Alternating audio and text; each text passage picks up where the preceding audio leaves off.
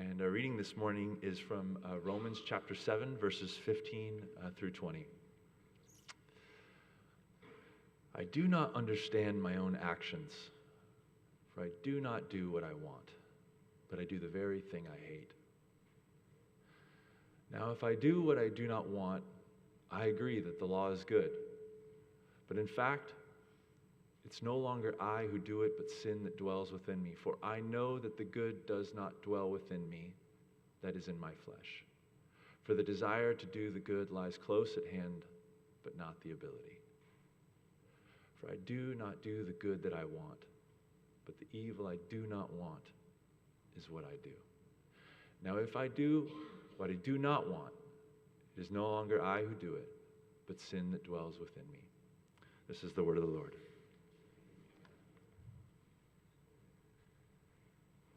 Well, again, I just want to say welcome to everyone in this room, everyone online.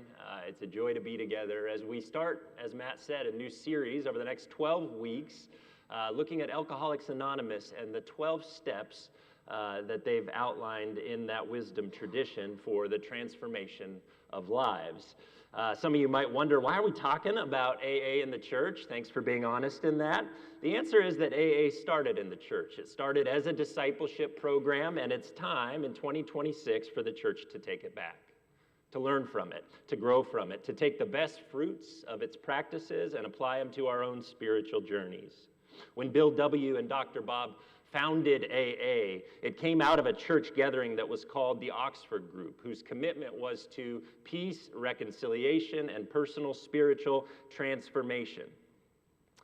It was the largest evangelical gathering, actually, of Christians in Europe in the 1930s, and it was growing in the U.S. The two men, they met in Akron, Ohio, where Bill W. was barely sober, and on a failing business trip, he was helpless to not start drinking again. So he reached out to a local chapter, he was there on business, of Alcoholics Anonymous, what would become Alcoholics Anonymous, called the Oxford Group, and connected with a man named Dr. Bob, who had yet to find sobriety himself. And the two of them, they met for what was supposed to be a 15-minute long encouragement, and it turned into a 6-hour-long fellowship, right? Does anybody know those kinds of meetings? Yes? Some of you are the person for whom the fellowship happens. Bless your heart. Here's the thing, working the 12-step programs, it would eventually become for these two the difference. In fact, one history suggests that AA was born on June 10th, 1935, because that was the date when Dr. Bob put down his drink and he joined Bill W. in finding sobriety for the first time. And in the past 90 years, hear this, friends, in the past 90 years, as a matter of empirical fact, millions and millions of people have followed the 12 steps, and it has been the difference for them between life and death. They have found freedom from bondage, a community of belonging, a hope to keep going when they knew their willpower wasn't enough. And here's the thing, here's the point of this series. So can you, so can we. You might not be an alcoholic, but we know this. We all have addictions that we live with. Richard Rohr, a great theologian, said that a better name for addiction in the Bible is simply sin. And last I checked, all of us have that problem, which means all of us are invited into a kind of recovery. No matter how desperate we are in this moment, no matter what we're going through, no matter how big of a crisis our life feels, all of us can start working the steps right now, starting with the first one today. Read these words with me on the screen. Step number 1. We admitted that we were powerless over our deepest problems, that our lives had become unmanageable. In AA, a shorthand for this first step is 2 words, just dumbing it down here this morning. I can't. Say that with me this morning. I can't. One more time. I can't. This is the celebration of personal inadequacy that we experience in the church. The trouble is, in step 1, is that often we aren't really aware of how powerless or unmanageable our lives really are. Often in the church, we're tempted to project lives that are exactly the opposite of that we are in fact quite powerful over our deepest problems. If someone were to ask you today, how are you doing? And you were British, you might say something like, managing quite well, thank you. Part of this is we live in a culture that often tells us if we aren't getting results on the road to self-improvement, living up and to the right, the only person that's at fault is who? The one staring back at you in the mirror, right? Thousands of messages bombard us with this daily. Don't say I can't. You can. Just do it. That slogan familiar? Try harder. Seize the day. So we put on a face. We practice self-mastery. All the while, as Henry David Thoreau once wrote, most people are leading lives of quiet desperation. AA, they have humorous ways of addressing these often really sad stories of hiddenness, and they use humor in a brilliant way. In one of their stories, two friends, they're discussing the death of a third friend, and friend one says, Mike died of drinking. He was only 32 years old. He was a great athlete. He was a strong young man in the prime of life with everything to live for, but the drink killed him. And friend two says, that is so sad. Did he ever try AA? Friend one said, oh no, he was not that bad, right? I know it's kind of hard to laugh at the joke because it's hard, but it's humorous. Here's the point. We often project that things are not as bad as they really are, and it kills. Sometimes it kills quickly. Sometimes it kills slowly. We live lives of quiet desperation. Many people have wondered, especially around the church, this question: why can't the church be a community that's more honest like AA? AA groups, you might know, they often meet in the church basement with stale cookies and lukewarm coffee, right? Dimly lit lights. And people in AA, they'll sometimes joke, they'll say, if you want to go upstairs to the sanctuary where everything's beautiful, sans the scaffolding this morning, if you want to go upstairs to the sanctuary to talk about miracles, go for it. If you want to see miracles, go downstairs to the basement. People in AA, they know that there is something about desperation, something about life in the basement that is liberating, that is freeing. You may have noticed on your bulletins this morning that the graphic for the sermon series, it has stairs, right? And did you notice where those stairs are going? They're not going up from glory to glory to glory. Where are they going? Down into the basement. And the reason is this: all mature spirituality, all mature faith, it starts with subtraction. It starts with letting go and with unlearning. One author said it like this: the church, it can be more like AA as long as the people who attend it are willing to become more like alcoholics. You don't hear that in church every day. Too desperate to hide, too humbled to judge, too weak to go alone, too needy to skip. When we gather every week, here's the point. My hope as a church is that we gather as a community, not in our strength, not in our power, but in our common weakness and in our common powerlessness over our lives, which are, if we're real honest, unmanageable. We say to each other, I can't help my approval addiction. I can't help my desire for recognition. I can't cure my sick body. I can't be vulnerable. I can't sleep. I can't stop worrying. I can't pay my bills. I can't stop the pain. I can't fix my family. I can't manage my fragile ego. I can't stop binging, binge streaming, binge eating, binge spending, binge drinking. I can't stay married. I can't let my kids go. I can't forgive. I can't let go. I can't because why? I am powerless over my deepest problems, and I cannot do it. Paul says it this way in Romans 7.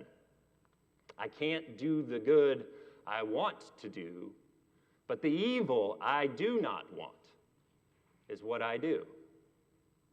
Friends, that's the Apostle Paul talking. And what's he say? First two words? I can't.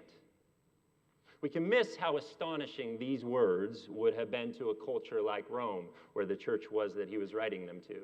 When Paul writes Romans, we know that Roman culture, it's a shame-honor society. It's a shame-honor culture, meaning that public recognition was all about naming your worthiness, and shame meant that public loss of status was like losing your face. In ancient Rome, people carefully, imagine this culture, projected strength. dignity, and self-sufficiency because social survival depended on it, and any display of public weakness was humiliating. You would never say the words in Rome, "I can't."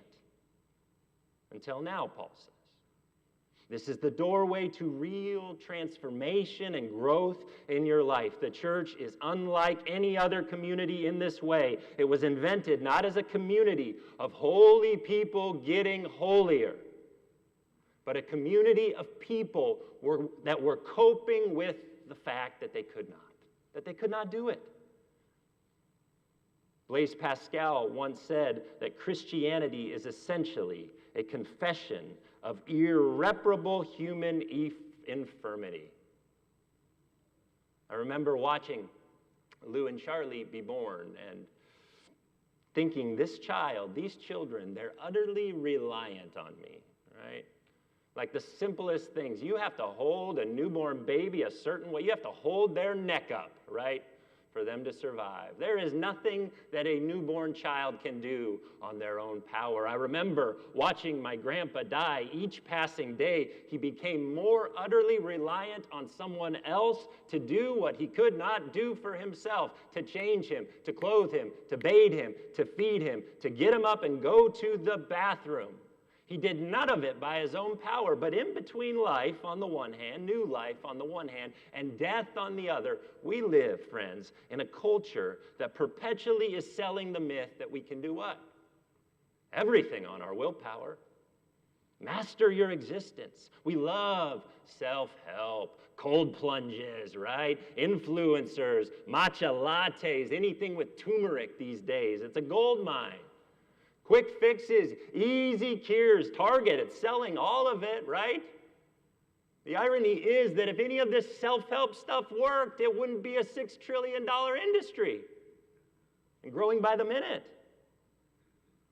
And yet here the Apostle Paul, the first great theologian of the early church, who before his conversion knew the destructive nature of spirituality that doesn't start in the basement. He followed Torah. He said it, I was zealous for the law. He self-described as a Pharisee of Pharisees. I'm not sure if that's a good thing, but he thought it was. A Hebrew of Hebrews. Outwardly, he kept Torah perfectly, all 613 mitzvot, commandments of God. He was doing it. He was put together. He was educated even. He was wealthy even. In a shame-honor culture, status were his badge of honor, but then he bottomed out. And do you know why he bottomed out? Because a religion whose project, this was Paul's project, is to notice other people's failures, it has no capacity to grow itself. Paul's conversion, it happened when he came to the realization that he couldn't triumph over his problems. It happened not in his power, but when he was actually blinded on the road to Damascus in Acts 9. He can't find his way through a day blind without a hand to guide him, without a friend to encourage him, without a spirit to fill him with this new revelation, this question, Saul, Saul, why? Why? Running his own show, you see, it had only made Paul's life worse. And it wasn't until he hit rock bottom, utterly powerless, that he discovered these two words. I can't. I can't. Jesus, he put this so starkly to his disciples in John 15 at the end of his life. These were some of his last words. The last week of his life, he says, apart from me, you can do nothing. Nothing. Nothing worth doing, at least. This is not something to be ashamed of, Jesus is saying. This is part of what makes you and I human. You and I were wired up to need him. In the early centuries of the church, the desert mothers and fathers, they were constantly retreating to the wilderness to practice sort of their own temptations, to undo their own temptations towards self-reliance. And they discovered there that we are not linked as human beings by our common virtue, but actually by our common faults, our common failures, our common mess-ups. A monk in one of these desert communities was to be excommunicated for a grievous sin. His sentence was handed down, but as the monk left the sanctuary, his head bowed in shame, the esteemed and wise Abba Bessarion stood up. He fell behind him, and in a clear voice he announced to the sanctuary of onlookers, I too am a sinner, and he left with him. I can't do it. We don't gather as some saints and some sinners. We are all, here's the point, a mixture of both. Alexander Solzhenitsyn, he wrote that the line of good and evil, it does not run between nation states, it does not run between people groups, it does not run between tribes, it is not a Republican problem or a Democrat problem, it runs right down the center of each and every human heart. So here's the question, are you desperate today? Can you not improve yourself? Has your life become unmanageable? Are you powerless over your deepest problems? Good news, all mature spirituality, all mature faith, it begins in powerlessness, weakness, and honesty. The basement is calling, and it's time to go downstairs. Alcoholics, they know this wisdom better than most because they understand desperation better than most.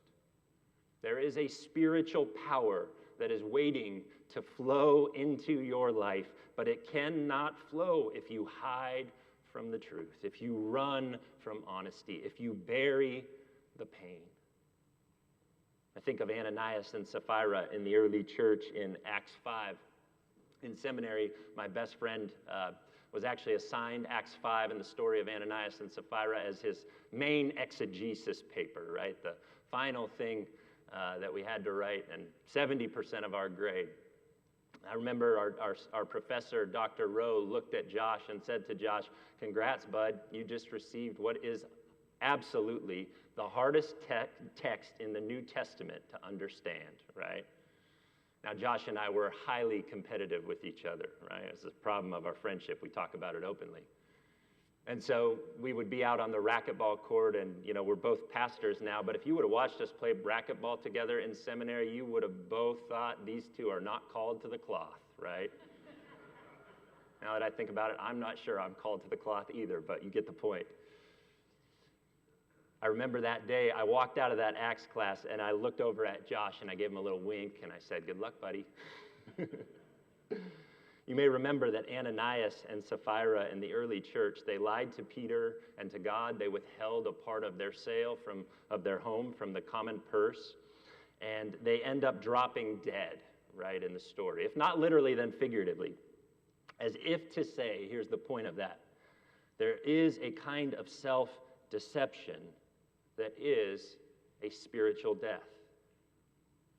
And here's the point. It's the inversion, right, of another story. You remember another couple in Genesis who learned that there is a spiritual power, Adam and Eve, waiting to flow into a community, but it cannot flow into falsehood and lies.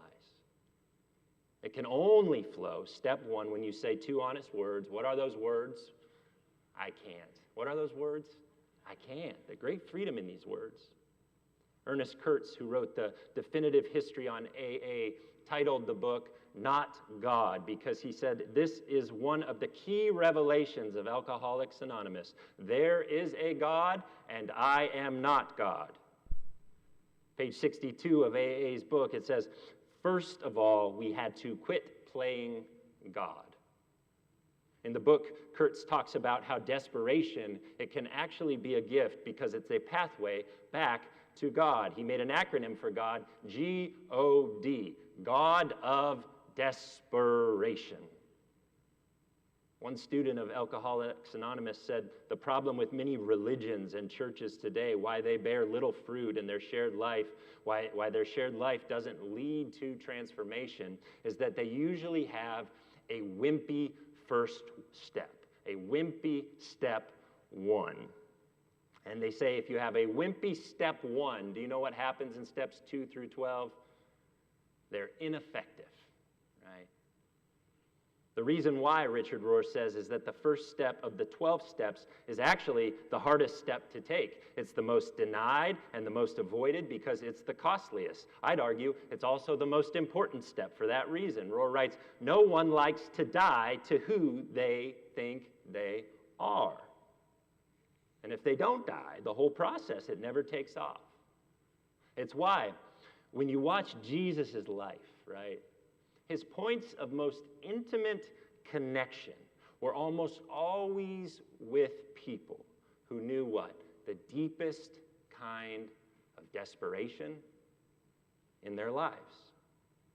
This would often play out with two pairs of stories that Jesus would tell about two different kinds of people. The Pharisee who pretends to be holy and the tax collector who knows he's not.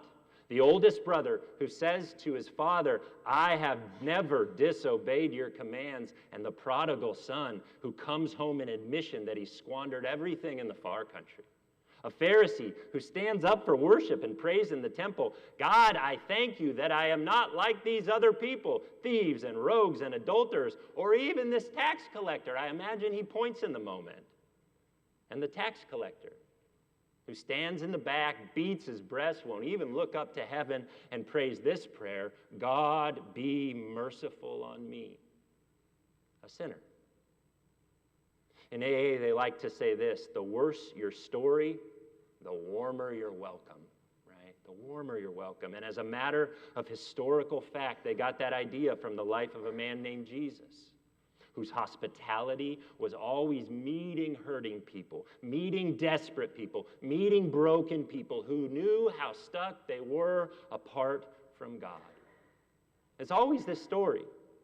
It's always these stories about Jesus meeting people with an economy of grace and welcome and love, the scale of which, if I can say it as big as I know how, the English language does not have adequate words to contain. By comparison, in Jesus' day, though, the religious leaders viewed the exclusion of the sinners, the exclusion of the so-called powerless people, as a sign of their great virtue. In our day, we see this sometimes in the church, thankfully, not often in this one, when we focus on issues outside of us that other people are erring in. All the while, we neglect what might be the issues that call us to change in our own lives, right? I feel that in my being. And when I feel that, what's at stake is actually my ego, my identity. We don't say, I can't, but we simply or implicitly say, you can't, but I sure can. I got it figured out. Jesus said, rather than noticing the speck in your neighbor's eye, what ought you do first? Take the log out of your own. That's right, Dennis. Here's the point. We can easily exclude others out of our untended woundedness, not understanding that God calls us to all meet on the same level ground, the basement of our very being where love and mercy have yet to arrive. By contrast to religious leaders, Jesus viewed the exclusion of the so-called powerless people as a great sin against God, because Jesus was creating a new kind of fellowship, one in which his intimacy and his loving presence was almost always found at the table with who? They would say with sinners and tax collectors. One commentator said they don't just say sinners because not even the sinners want to be grouped together with the tax collectors. And you know what? Jesus doesn't give a hoot. He doesn't care about the category. Bring them on. Bring them to the table. He was creating a community that was a basement-like sanctuary where you and I could get honest about our lack of control, our inability to improve ourselves, our powerlessness over the unmanageability of our lives. Jesus would say, I have not come to call the righteous, but the sinners. A little later, he would say, it is not the healthy who need a doctor, but who needs a doctor? The sick. I love that in AA, they greet each other around the circle, not in their shared strength, but in their shared weakness and neediness. When people arrive, they say, my name is Paul, and I'm an alcoholic. And then what's everyone in the room say back to him? Hi, Paul, right? It's a simple greeting, making space. Which leads me to wonder, what if the church was not a place to hide those things that are sick in us, but a community who had the courage enough to face it all, to live in the hospitality of Jesus in real time towards one another? A church where Marcia could say, "Hi, I'm Marcia. I'm an addict," and the church would respond, "Hi, Marcia." A church where a burnt-out parent could show up and say, "I'm a burnt-out parent," and people would respond, "Hi, burnt-out parent. You're welcome here." A church where the worse your story was, the warmer your welcome was. Maybe you're here today and you think, my life is not that bad, right? This is, for me, probably my problem. Maybe for some of us, it's our problem too. My life's not that unmanageable. I can do it. I'm not that desperate. Maybe you're not that desperate, but you can be a little more honest, right? They aren't the same thing. They're both good. If that's in you, I'd invite you to pay attention to your inner being, to seek a moment of clarity with God around this question: where in my life, right now, ask yourself, where in my life do I need to say these words? I can't. Maybe you're here today and you feel weak. You feel beaten down by life. You're desperate for a God who can listen and love you in your pain. And I want to tell you this: God's calling right now. God is closer than you think. Dallas Willard said, God's address is at the end of your rope.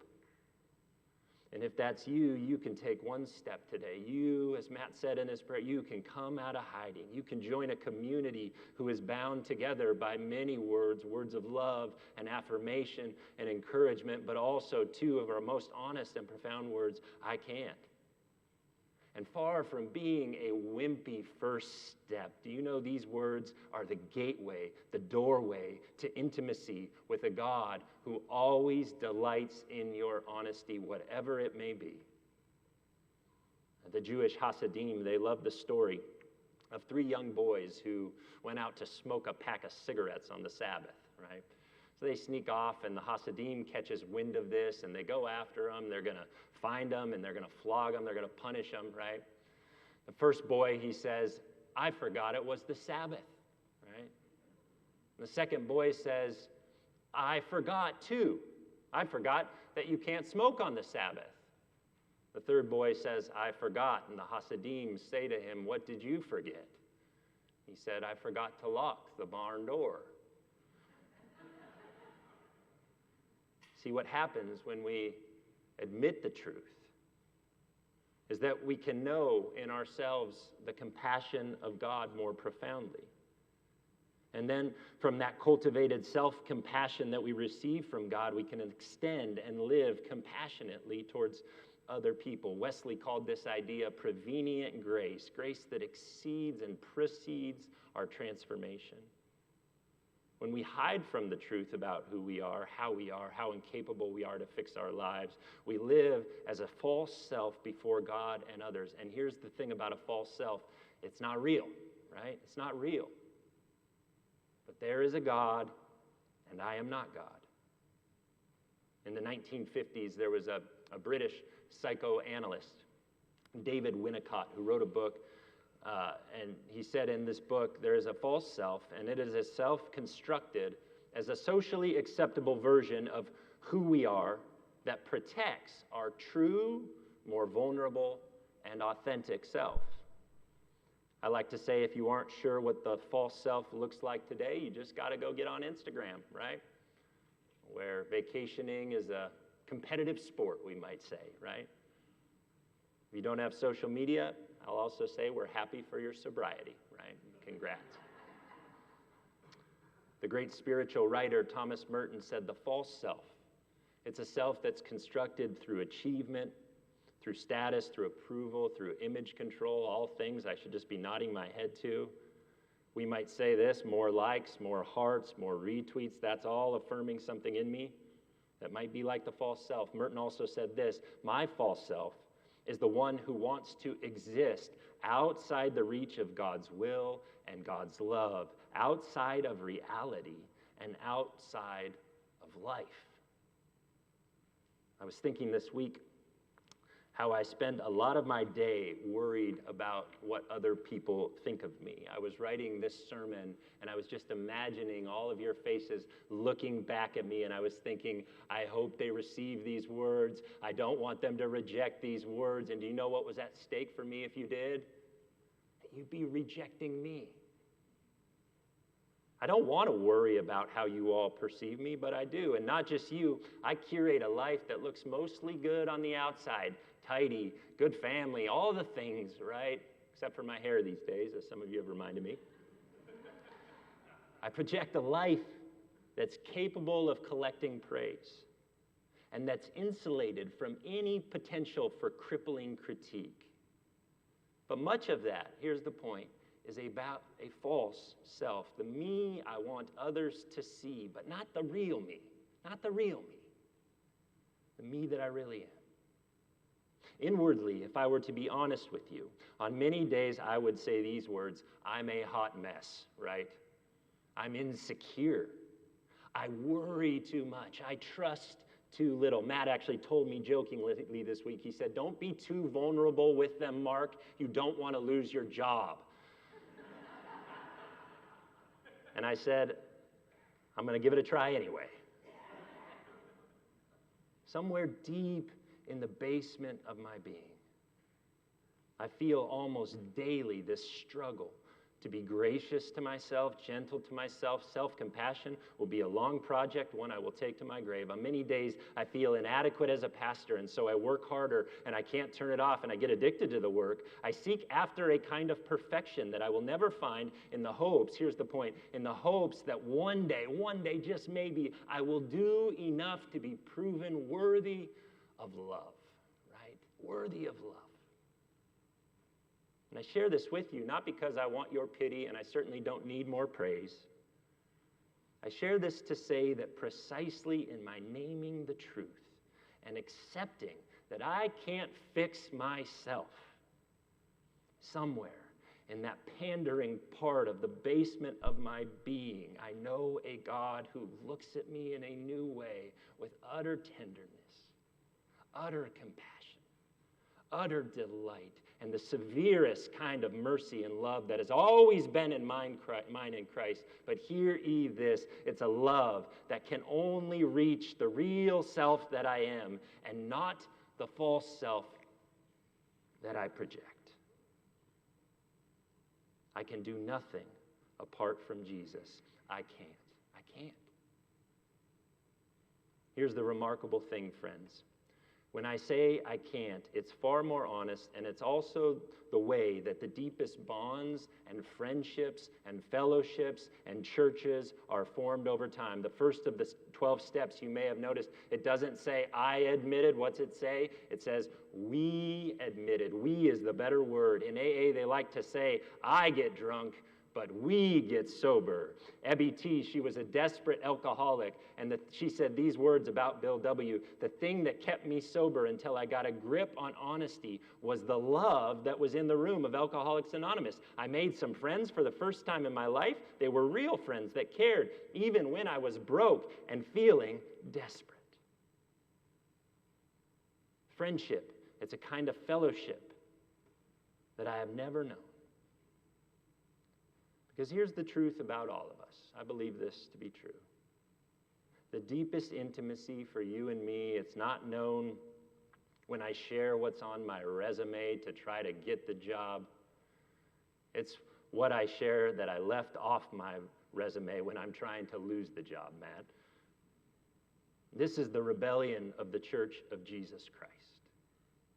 It's our fundamental revolution on which our entire life is built. Our inadequacy tethers us to God and one another in ways that our adequacy never could. I was reminded of this a few weeks ago when my 5-year-old son and I were running a little 5K race down in the gorge. And we started out this race, and I thought to myself, there's probably a 30% chance that Lou will finish the race. And then we started running, and I realized that if anyone was not going to finish this race, it was going to be me. Here's a photo of Lou running on the trail. Out ahead of me, you might note. About 2 miles in, that part of my personality that loves achieving, said to Lou, "Buddy, you've passed all the other kids. I bet you're going to win this thing, you know?" There were only about 5 kids in the race, mind you, but I was feeling embarrassingly proud. And I was also aware in that moment that I have to be careful with lines like that and passing on my own woundedness to my child. At one point near the end of the race, my son got tired. And so he sat down on a rock and he said this, "Dad, my shins are hurting, my lungs are tired, my body aches." And we sat there for a few moments together until, guess who came running down the mountain? This 9-year-old girl that we had passed in the first mile of the race, sprinting towards us. Lou saw her and his eyes got real big, and I tell you, I have never seen that kid run as fast as he ran for the next 500 yards. He had a head start, and he was not going to give up until he got to the corner, and then he stopped at the corner. Not because he was tired, but because he needed to wait for his dad. We walked a bit after that, and we talked a bit, and it was just this sweetness. I just love the tenderness of this child God has given me to love. And then as we got towards the finish line, we started jogging again. And at the very end, the finish line, there was this rope. You know the rope that you run through when the race is over? Lou's favorite part of the race afterwards, it had nothing to do with running or our conversation or any of the praise I was showering upon him. He said, "The best part afterwards, Dad, was I got 5 cups of animal crackers and a little bit of juice from the hand of a stranger." We sat down in chairs at the end of the race because it was over. And we were spent. Those shins, they were still tired. That body was still sore. That little one was still breathless. We were sitting there when that 9-year-old girl who had finished ahead of Lou, all out of breath herself, walked over to him. And through deep breaths and obvious fatigue, she didn't say to Lou these words, "I beat you, buddy. Nice try." No, what did she say? She said this in utter exhaustion, "Great job, buddy. We finished. We finished." I was reminded in that moment that we are most alike as human beings, not in our strength, not in our stamina, not in winning the race. That's what separates us. But when we're at the end of our rope, all out of breath, all worn out, what's Jesus say on the cross? It is finished. And thank God in that moment, I looked around, and do you know what I saw? I saw a bunch of old and young, tired people sitting on the ground, sitting in chairs. I saw 65-year-old women eating more graham crackers than my 5-year-old son. They were just shoveling them down their mouths, and juice being passed out, and desperation and exhaustion. It was just a 5K, friends, but it was a lot. I had this thought. At the end of the rope, we finally all stopped pretending. We finally stopped running a rat race. We finally stopped curating strength. We finally stopped trying to win. We finally stopped trying to prove ourselves worthy of love. And we finally said the truest words about where we all were in that moment, "I can't."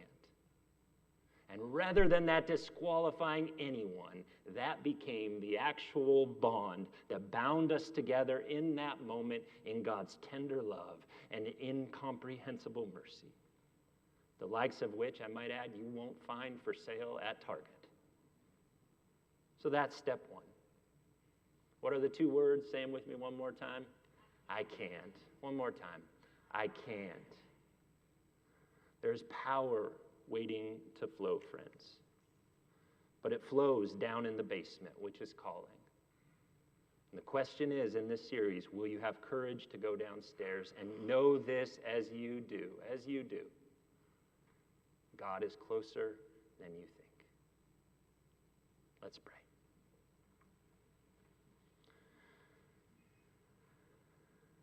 God, a moment ago,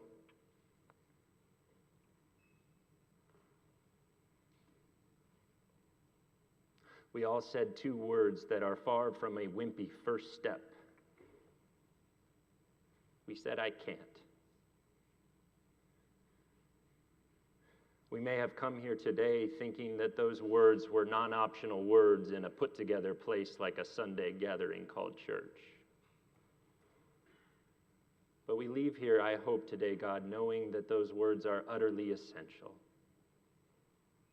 I can't help but think right now that many in this room are ready to stop running, ready to come out of hiding, that we are a fellowship, if we're real honest, that's at the end of our rope a lot of the time, and we just can't keep going, just can't keep running. I also imagine that as we lay in our common weakness today, no plans to move, maybe some of us for a long time, that you move among us right now, Holy Spirit, in this room. You might even have animal crackers for someone here today. That your love, it's never more present than it is right now, down in the basement, whatever that looks like for each person here today, God. We admit as a community that we are powerless over our deepest problems, that our lives have become unmanageable. We admit that there is a God, and we no longer have to pretend it's us. Thanks be to you, O Jesus, who lives and reigns with God the Father and the Holy Spirit, one God, now and forever. And all God's people said, amen.